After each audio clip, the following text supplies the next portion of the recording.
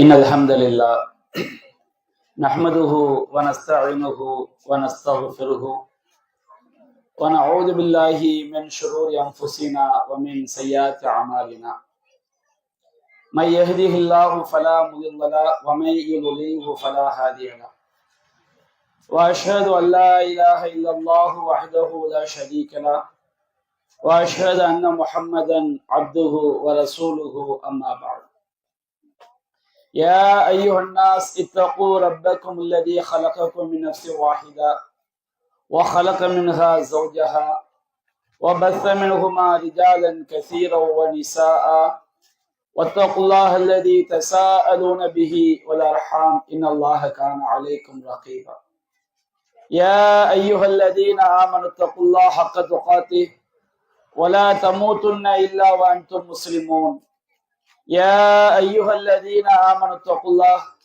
وقولوا قولا سديدا يصلح لكم أعمالكم ويغفر لكم ذنوبكم ومن يطع الله ورسوله فقد فاز فوزا عظيما إن أصدق الحديث كتاب الله وخير الهدي هدي محمد وشر الأمور محدثاتها وكل محدثة بدعة وكل بدعة ضلالة وكل ضلالة في النار.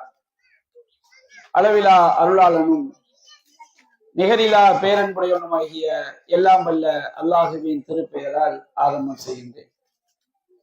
அந்த வல்லநாயனின் வற்றா பெருங்கருணை அல்லாஹுவின் இறுதி தூதரும் நம் உயிரினும் மேலான நபிகள் நாயகம் ஸல்லல்லாஹு அலைஹி வஸல்லம் அவர்களின் மீதும் அன்னாரின் வழிமுறையை நெறிதவறாமல் பின்பற்றிய உத்தம சத்திய சஹாபாக்கள் மீதும் அனைத்து முஸ்லிம்கள் மீதும் நாம் அனைவரின் மீதும் என்றென்றும் நின்று நிலவட்டுமா.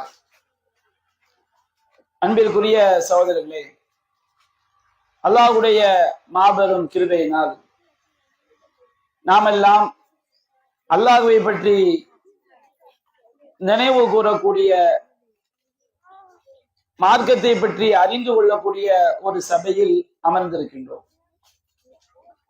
பொதுவாக இதை ஒரு சுற்றுலாவை போன்று, பொழுதுபோக்கை போன்று நாம் எடுத்துக்கொள்ளாமல் மார்க்கத்தை தெரிந்து கொள்ளக்கூடிய சபைகளில் இஸ்லாம் எவ்வாறு கட்டுக்கோப்பாக, அமைதியாக, ஒழுக்க மாண்புகளோடு நடந்து கொள்ள சொல்கிறதோ அந்த ஒழுக்கங்களை பேணி நாம் இந்த சபைகளிலே அமர்ந்து கொள்ள வேண்டும் என்று கோரிக்கை வைத்தவனாக என்னுடைய உரையை நான் ஆரம்பம் செய்கின்றேன். அன்பிற்குரிய சகோதரர்களே, அல்லாஹ் ரப்புல் ஆலமீன் நம்மை எல்லாம் அவனை வணங்கி வழிபடுவதற்காக அல்லாஹ் படைத்திருக்கின்றான். அல்லாஹ் ரப்புல் ஆலமீன் திருமறை குர்ஆனில் கூறுகின்றான், ஒமா ஹலக்துல் ஜின்ன வல் இன்ஸ இல்லா லியஅபுதூன், நான் மனிதர்களையும் ஜின்களையும் என்னை வணங்குவதற்காகவே தவிர வேறு எதற்காகவும் நான் படைக்கவில்லை என்று அல்லாஹ் கூறுகின்றான். அல்லாஹ் நம்மை படைத்திருப்பதின் நோக்கம் நாம் படைத்த இறைவனுக்கு மட்டும் அடிமையாக வாழ வேண்டும் என்பதற்காகத்தான். வணக்கம் என்று சொன்னாலே இறைவனுக்கு அடிமையாக வாழ்வதற்கு பெயர் தான் வணக்கம். அல்லாஹ் ரப்புல் ஆலமீன் ஐங்கால தொழுகையை நமக்கு கட்டாய கடமையாக ஆக்கியிருக்கின்றான். அதை நாம் செய்யும் பொழுது இறைவனுக்கு நாம் அடிமையாக மாறிவிடுகின்றோம். இறைவன் சொன்னதை நாம் கேட்டு விடுகின்றோம். ரமதான் மாதம் நாம் நோன்பு நோக்கின்றோம். ரமதான் மாதம் நோன்பு நோற்பதை அல்லாஹ் நமக்கு கட்டாய கடமையாக ஆக்கியிருக்கின்றான். அதை நாம் செய்யும் பொழுது அல்லாஹ்விற்கு உண்மையான அடியார்களாக, இறைவனுடைய அடிமைகளாக, அவனை வணங்கி வழிபட்டவர்களாக நாம் மாறிவிடுகின்றோம். அப்போ வணக்கம் என்று சொன்னால் அல்லாஹ் எதையெல்லாம் விரும்புகின்றானோ அதை நம்முடைய சக்திக்குட்பட்டு அதை நாம் செய்வதும், அல்லாஹ் தடுத்தவற்றை, வெறுப்பவற்றை நாம் விலகிக் கொள்வதற்கு பெயர்தான் வணக்கம் மேம்படும். நாம் எல்லாம் மறுமையில் அல்லாஹ்வை சந்திப்பதற்கு ஆசைப்படுகின்றோம். அதுதான் ஈமானுடைய அம்சம். அல்லாஹ் ரப்புல் ஆலமீன் திருமறை குர்ஆனில் கூறுகின்றான், ஃபமன் கான யர்ஜூ லிகா ரப்பிஹ், தன்னுடைய இறைவனை சந்திக்க வேண்டும், என்று எவர்கள் ஆசைப்படுகிறார்களோ, நம்பிக்கை வைக்கிறார்களோ, நாம் மரணித்த பிறகு மறுமையில் நம்முடைய இறைவனுடைய திருமுகத்தை, அல்லாஹ்வை பார்ப்பதுதான் சொர்க்கத்தில் கிடைக்கக்கூடிய இன்பங்களிலேயே மிகப்பெரிய ஒரு இன்பம். அதற்கு மேலான சொர்க்க இன்பம் எதுவும் கிடையாது. அப்ப அத்தகைய பாக்கியத்தை யார் அடைவதற்கு ஆசைப்படுகிறாரோ, அமலன் சாலிஹா, அவர் நல்லறங்களை செய்யட்டும் என்று அல்லாஹ் கூறுகின்றார். வலா யுஷ்ரிக் பிஇபாதத்தி ரப்பிஹி அஹதா, தன்னுடைய இறைவனுக்கு செய்யக்கூடிய வணக்க வழிபாடுகளில் யாரையும் எந்த ஒன்றையும் அவர் இணையாக்கி விட வேண்டாம் என்று 2 அடிப்படையில் அல்லாஹ் சொல்லி காட்டுகின்றார். நாம நாளை மறுமை நாள்ல போய் அல்லாஹ்வுடைய திருமுகத்தை பார்க்க வேண்டும் என்றால், சொர்க்கத்தில் அல்லாஹ்வை தரிசிக்கின்ற மிகப்பெரிய பாக்கியத்தை அடைய வேண்டும் என்றால் 2 நிபந்தனைகள் அல்லாஹ் கூறுகின்றான். முதலாவது நிபந்தனை, நாம் நல்லறங்களை செய்ய வேண்டும். 2வது நிபந்தனை, நாம் அல்லாஹ்விற்கு எந்த ஒன்றையும் இணை வைத்து விடக்கூடாது. அப்ப நமக்கெல்லாம் ஒரு கேள்வி ஏற்படும். என்ன கேள்வி? நாம் செய்யக்கூடிய நல்லறங்கள் நம்மை சொர்க்கத்தில் கொண்டு போய் சேர்க்குமா? நாம் செய்யக்கூடிய நல்லறங்கள் சொர்க்கத்தை பெறுவதற்கு ஈடாக மாறிவிடுமா என்று கேட்டால், நிச்சயமாக நாம் செய்யக்கூடிய அமல்களை வைத்து யாரும் சொர்க்கம் செல்லவே முடியாது. நாம் ஒவ்வொரு வினாடியும் சுவாசித்துக் கொண்டே இருக்கிறோம். ஒவ்வொரு வினாடியும் நம்முடைய இதயம் துடித்துக் கொண்டே இருக்கிறது. நம்முடைய உடல் உறுப்புகள் செயல்பட்டு கொண்டே இருக்கிறது. அல்லாஹ் நமக்கு உடல் உள்ளேயும் வெளிப்பகுதியிலும் ஏராளமான நன்மைகளை, பாக்கியங்களை அல்லாஹ் ஒவ்வொரு வினாடியும் அல்லாஹ் தந்து கொண்டே இருக்கிறான். இதில் ஒரே ஒரு பாக்கியத்திற்காவது, ஒவ்வொரு வினாடியும் நம்முடைய இதயம் துடிக்கிறது, அந்த ஒன்றுக்காவது நாம் வாழ்நாள் முழுவதும் தொழுத தொழுகைகள், நோற்ற நோன்புகள், செய்த தர்மங்கள், ஓதிய குர்ஆன் வசனங்கள், நாம் செய்த திக்ருகள் எல்லாவற்றை கொடுத்தாலும் அல்லாஹ் செய்த இந்த ஒரு அருளுக்கு நாம் ஈடு செய்து விட முடியுமா என்று சொன்னால் நிச்சயமாக முடியாது. நாம் செய்த வாழ்நாள் முழுவதும் செய்த செயல்கள் நம்முடைய இதய துடிப்பின் அணு அளவுக்கு கூட ஈடாகி விடாது. அவ்வளவு பெரிய பாக்கியங்களை நமக்கு உடலிலும் வெளிப்புறத்திலும் அல்லாஹ் தந்திருக்கின்றார். நபிகள் நாயகம் ஸல்லல்லாஹு அலைஹி வஸல்லம் அவர்கள் சொன்னார்கள், லா யுத்கில அஹதன் அமலுஹு அல் ஜன்னah, உங்களில் எவரையும் அவர் செய்யக்கூடிய நல்லறம் சொர்க்கத்தில் நுழைத்து விடாது. நாம தொழக்கூடிய தொழுகை, நாம நோக்கக்கூடிய நோன்பு, நாம செய்யக்கூடிய திக்ருகள், இவையெல்லாம் நம்மை ஒருபோதும் சொர்க்கத்தில் நுழைத்து விடாது. அப்படி என்றால் எதற்காக தொழ வேண்டும்? எதற்காக நோன்பு நோக்க வேண்டும்? எதற்காக நாம் திக்ர் செய்ய வேண்டும்? எதற்காக குர்ஆன் ஓத வேண்டும்? எதற்காக பெற்றோரை கவனிக்க வேண்டும்? எதற்காக உறவினர்களோடு இணைந்து வாழ வேண்டும்? இப்படி பல கேள்விகள் நம்ம ஏற்படும். நபிகள் நாயகம் சொன்னார்கள், உங்களில் எவரையும் அவர் செய்யக்கூடிய நல்லறம் சொர்க்கத்தில் கொண்டு போய் சேர்த்து விடாது.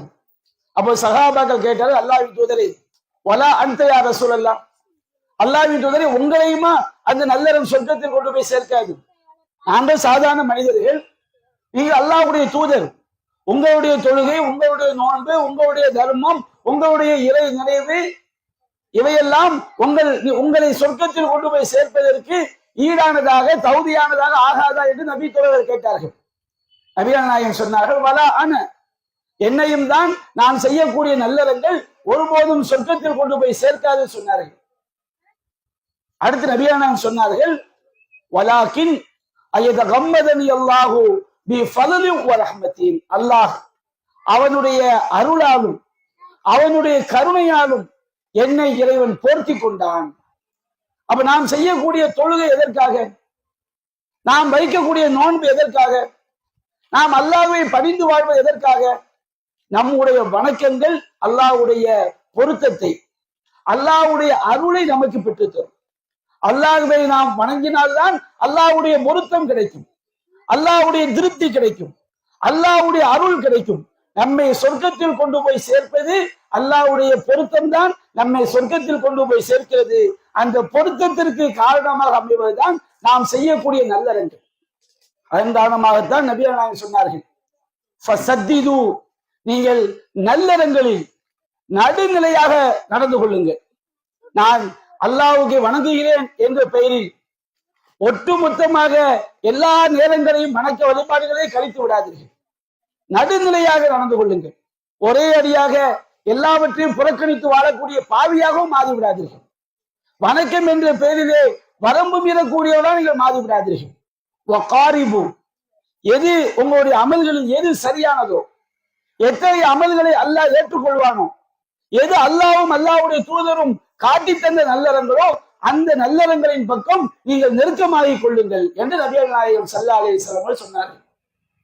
நாம இஸ்லாம் எதை நமக்கு நல்லறமாக காட்டி தருகிறதோ அந்த நல்லறங்களின் பக்கம் நம்மை நாம் நெருக்கமாக்கிக் கொள்ள வேண்டும். பொதுவாக ஏராளமான நல்லறங்கள் இருக்கிறது.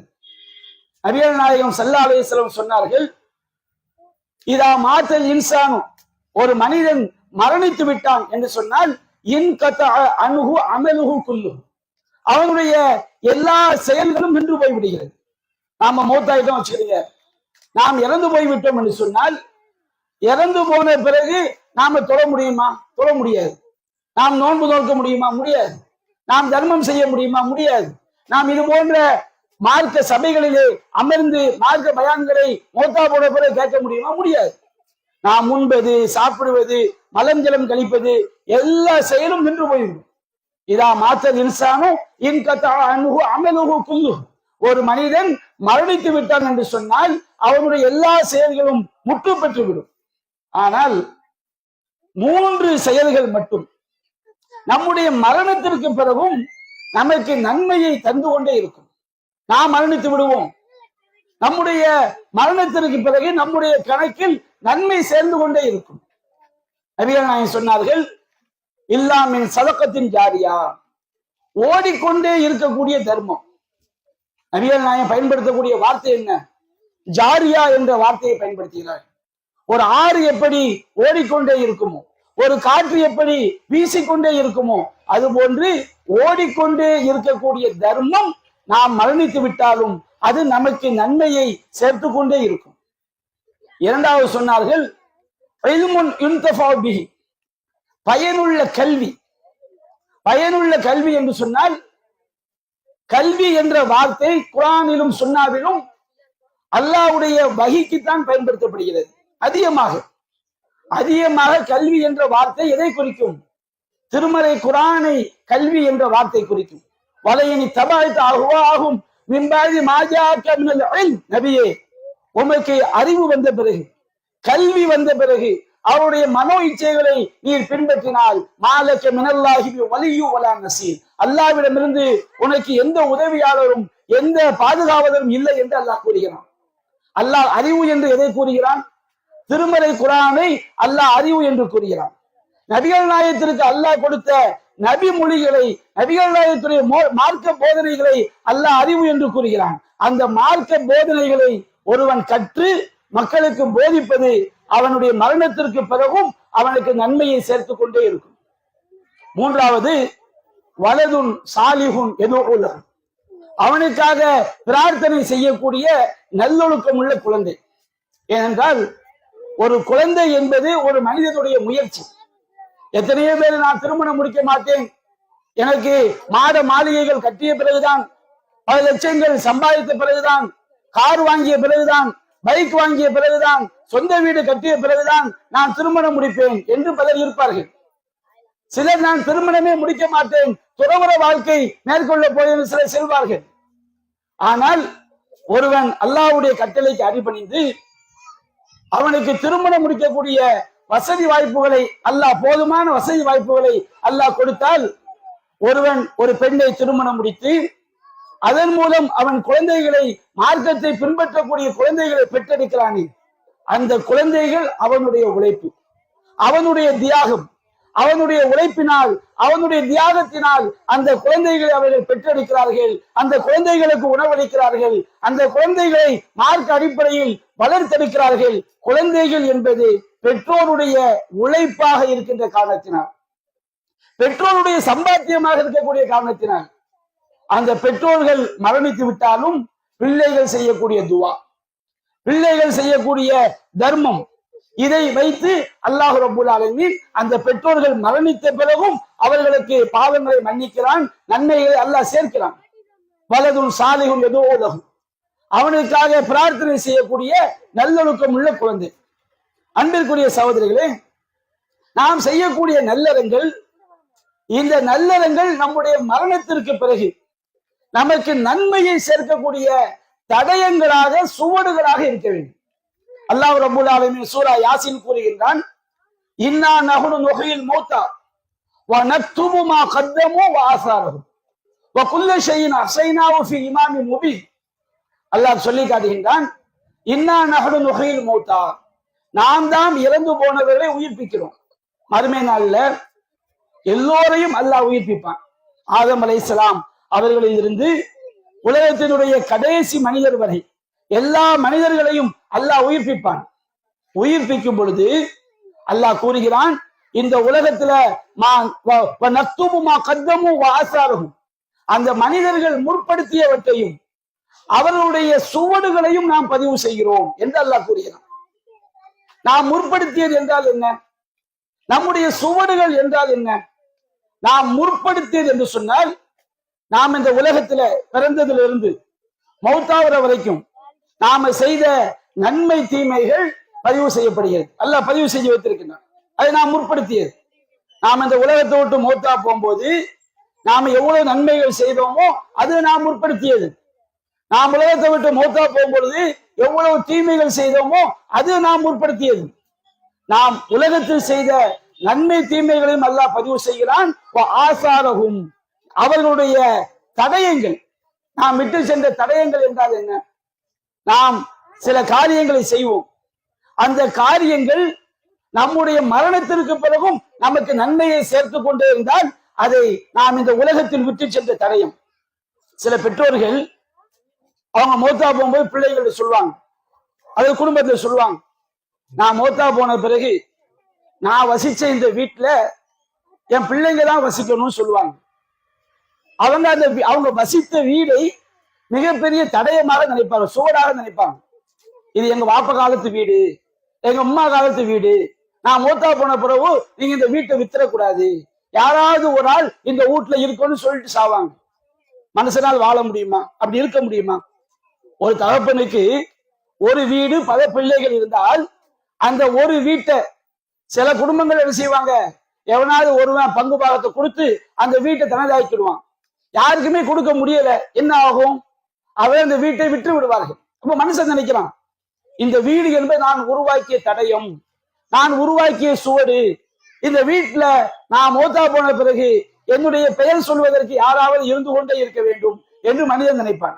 நாம் எதை தடயமா நினைக்கிறோமோ அது எல்லாம் அழிஞ்சு போயிடும்.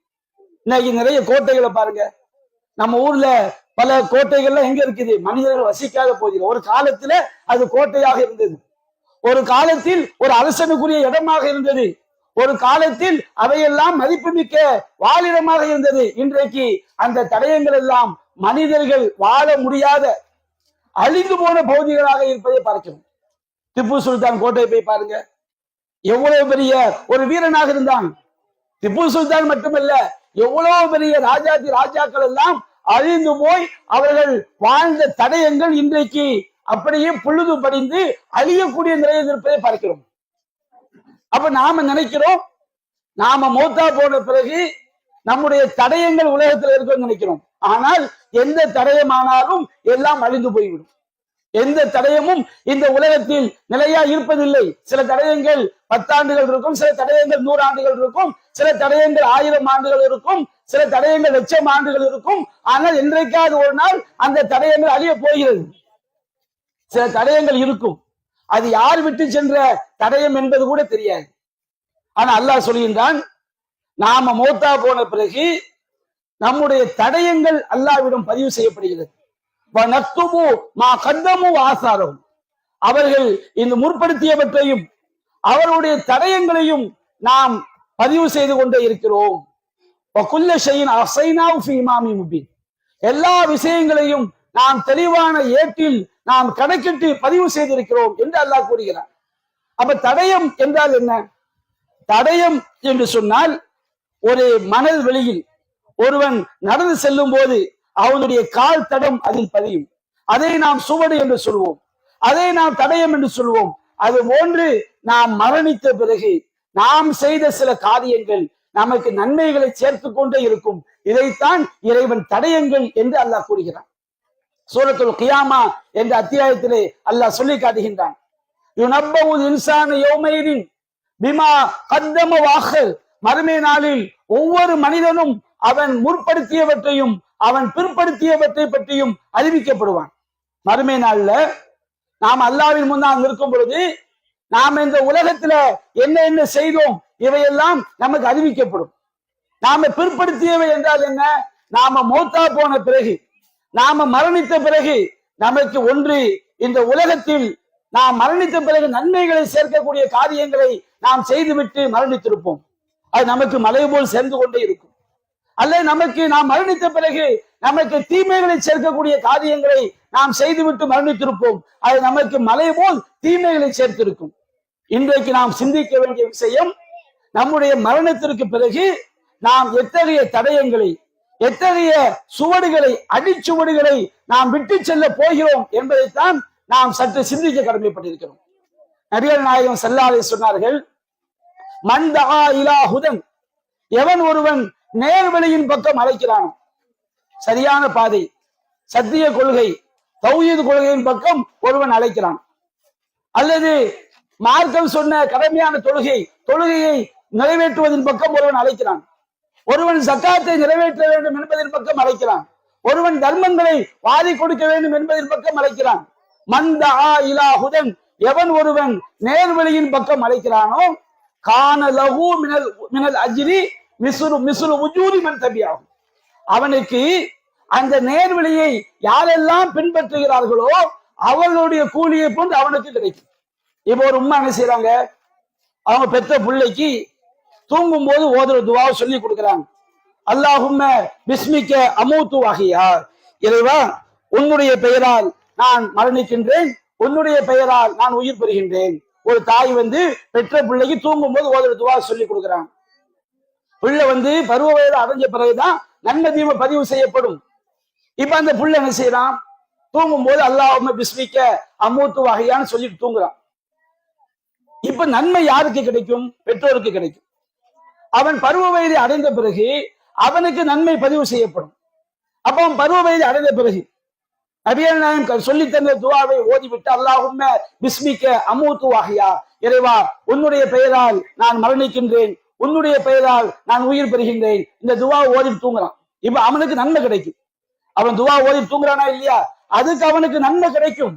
ஆனால் அந்த துவாவை அவனுக்கு கற்றுக் கொடுத்த அந்த தாய்க்கு நன்மை கிடைக்கும், அதாவது தகப்பனுக்கு நன்மை கிடைக்கும், அல்லது அஜரத்துக்கு நன்மை கிடைக்கும். ஏன்? இவர் தானே அவனுக்கு முதலாக அந்த துவாவை சொல்லி கொடுத்தார். இப்ப அந்த பையன் ஒரு பெரிய ஆளா வர்றான், அவன் ஒரு 100 பேருக்கு துவா சொல்லி கொடுக்கிறான். அல்லாஹும்ம பிஸ்மிக்க அமூத்து வஹியாங்கிற துவாவை அவன் ஒரு 100 பேருக்கு சொல்லி கொடுக்கிறான். அந்த 100 பேர் துவா ஓதிட்டு தூங்குறாங்க. அந்த 100 பேருக்கு நன்மை கிடைக்கும். அந்த 100 பேருடைய நன்மையும் இவனுக்கு கிடைக்கும். இவனுடைய நன்மையும் அந்த 100 பேருடைய நன்மையும் சேர்த்து இவனுக்கு முதலில் சொல்லி கொடுத்த அந்த தாய்க்கோ அந்த தகப்பனுக்கோ அந்த அஜரத்துக்கோ நிச்சய கிடைக்கும். இதை நம்ம மௌத்தான பிறகு நமக்கு நன்மையை சேர்க்கக்கூடிய தடயங்கள். நாம ஒருவருக்கு ஒரு விஷயத்தை சொல்லி கொடுக்கிறோம், ஒரு நேர்வழியின் பக்கம் ஒருவரை அழைக்கிறோம், சாதாரண விஷயம் கிடையாது. கல்யாணத்துக்காண்டி அழைப்பதற்கு முஸ்லீம் எடுக்கக்கூடிய மக்களை பார்க்கிறோம், புது வீட்டுக்காண்டி அழைப்பதற்கு நாம் முயற்சி எடுக்கிறோம். எதற்கெல்லாம் முயற்சி எடுக்கிறோம்? நேர்வழியின் பக்கம் அழைப்பதற்கு நாம் முயற்சி எடுத்திருக்கிறோமா? இந்த நேர்வழி என்பது நம்ம மரணத்திற்கு பிறகு நமக்கு நாம் மரணித்து விட்டாலும் நமக்கு நன்மையை சேர்க்கக்கூடிய மிக முக்கியமான தடயங்களில் ஒன்று நேர்வழியின் பக்கம் அழைப்பது. அது மட்டும் கிடையாது, நம்முடைய தடயம் நல்லதாக மட்டும் இருக்காது, கெட்டதாகவும் நம்முடைய தடயங்கள் இருக்கும்.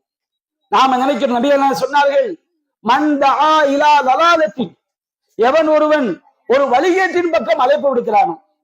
ஒரு என்ன செய்யறான், உதாரணம் விளங்குறதுக்காண்டி ஒரு பையனுக்கு பீடி பிடிக்க சொல்லி கொடுக்குறான். டேய் தம்பி, இப்படித்தாண்ட பீடி பிடிக்கணும், கட்டைப்பீடி எடுத்து காத்தடிச்சா இப்படித்தான் செய்யணும், பத்த வைக்கணும் சொல்லி கொடுக்குறான். அவ்வளவு பெரிய ஜாம்பவான்கள்லாம் இருக்கிறாங்க. பயங்கரமா வயக்காட்டு புயல் காத்து மாதிரி அடிக்கும். ஒரு குச்சியை வச்சு ஒரு பட்டையை வச்சு எப்படி தீய பத்த வைக்கணும் திறமைசாலியெல்லாம் இருக்கிறாங்க.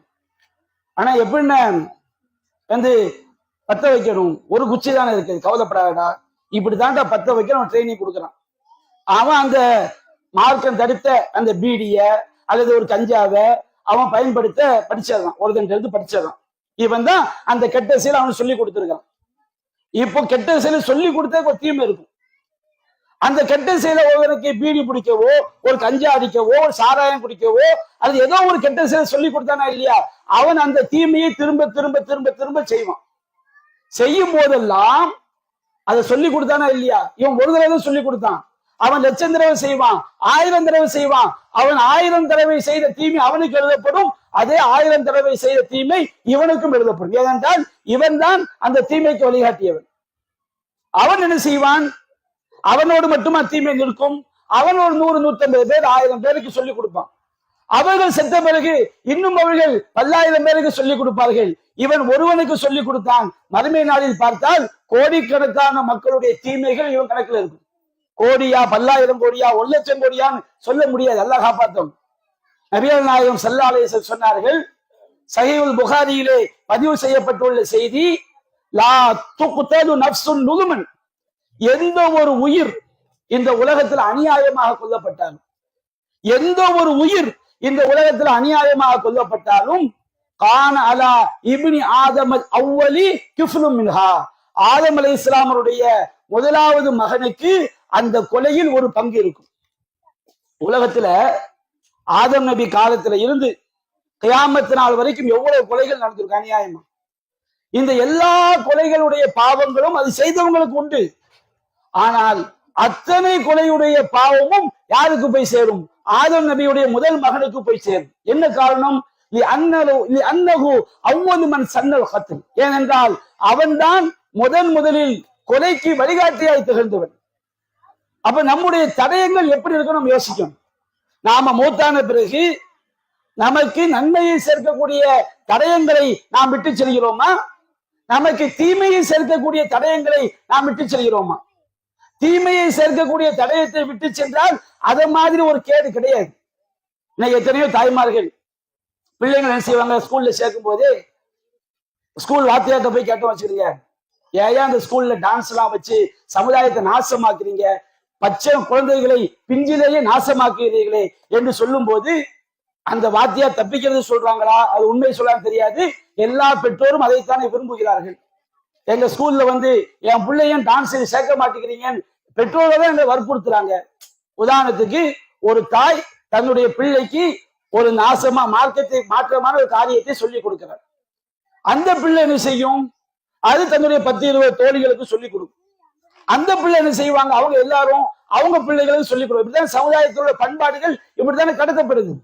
மறுமை நாள்ல இந்த தாய் எழுந்து பார்க்கும் பொழுது பல கோடிக்கணக்கான பெண்களுடைய பாவங்கள் இவளுடைய தலையில் இருந்திருக்கு. ஏவா, இவையெல்லாம் நான் செய்தவை அல்ல, நான் செய்த பாவங்கள் கிடையாது, நீ செஞ்ச பாவம் தாமா. இந்த பாவத்தை நீ தான் முதலாவதாக துவக்கி வைத்தாய். நீ இத்தனை பேர் இவளுக்கு நீ சொல்லிக் கொடுத்தாய், இவள் மூலமாக இத்தனை பேருக்கு பரவியே. அன்பிற்குரிய தாய்மார்களே, சகோதரர்களே, நாம ரொம்ப ஆழ்ந்து கவலையாக சிந்திக்க வேண்டிய விஷயம், நம்முடைய மரணத்திற்கு பிறகு நாம் எந்த தடயத்தை விட்டு செல்ல போகிறோம். நல்ல தடயங்களை விட்டு செல்ல போகிறோமா, அல்லது தீய தடயங்களை விட்டு செல்ல போகிறோமா? நபிகள் நாயகம் ஸல்லல்லாஹு அலைஹி வஸல்லம் அவர்கள் எல்லா விஷயங்களிலும் அல்லாஹ்வின் தூதரும் அருமை சகாபாக்களும் நல்ல தடயங்களை, நல்ல சுவடுகளை உருவாக்கி விட்டு செல்வதற்கு தான் வழிகாட்டி இருக்கிறார்கள். நபிகள் நாயகம் ஸல்லல்லாஹு அலைஹி வஸல்லம் காலகட்டத்திலே அபூ தல்ஹா ரலியல்லாஹு அன்ஹு அவர்களுக்கு ஒரு தோட்டம், பைருஹா என்ற தோட்டம், மஸ்ஜித் நபவியுடைய பள்ளிவாசல் இருக்கிறது. இந்த பள்ளிவாசலுக்கு முன்னால் உள்ள தோட்டம் அற்புதமான தோட்டம். ரசூல் ஸல்லல்லாஹு அலைஹி வஸல்லம் ஓய்வு எடுக்கும் போது கூட அந்த பைருஹாங்கிற தோட்டத்தை போய் தான் ஓய்வு எடுப்பாங்க. அவ்வளவு அற்புதமான தோட்டம். அப்போ அந்த ஹல்லலா அபூ தல்ஹா ரலியல்லாஹு அன்ஹு அவர்கள் ஒரு திருமறை வசனம் அருளப்படுகிறது. அல்லாஹ் சொன்னான், லன் தனாலுல் பிர்ர ஹத்தா துன்ஃபிகு மிம்மா துஹிப்பூன், நீங்கள் நேசிக்கக்கூடிய செல்வத்தை அல்லாஹ்வுடைய பாதையில் நீங்கள் வாரி வளர்ந்தாத வரை நன்மையை அடையவே முடியாது என்கின்ற திருமறை வசனம் அருளப்படுகிறது.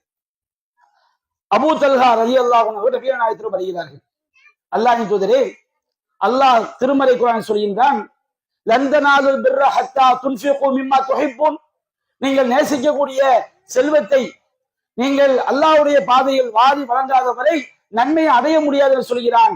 இன்ன அஹப்ப அம்வாலி இலைய பைருஹா, என்னுடைய செல்வங்களிலேயே எனக்கு பிடித்தது பைருஹா என்ற தோட்டம் தான். இன்னஹா சதக்கத்துல் இல்லா, அந்த தோட்டத்தை அல்லாஹ்விற்காக நான் தர்மமாக கொடுக்கின்றேன். அர்ஜு பிர்ரஹா வ துஹ்ரஹா இன்தல்லாஹ், அதனுடைய நன்மையையும் அதனுடைய சேமிப்பையும் அல்லாஹ்விடம் நான் எதிர்பார்க்கின்றேன். லாஹா யா ரசூலல்லாஹ் ஹைஸு அராக்கல், அல்லாஹ்வின் தூதரே நீங்கள் விரும்பிய விதத்தில் இந்த தோட்டத்தை நீங்கள் பயன்படுத்திக் கொள்ளுங்கள் என்று மிகப்பெரிய தோட்டத்தை கொடுக்கின்றார்.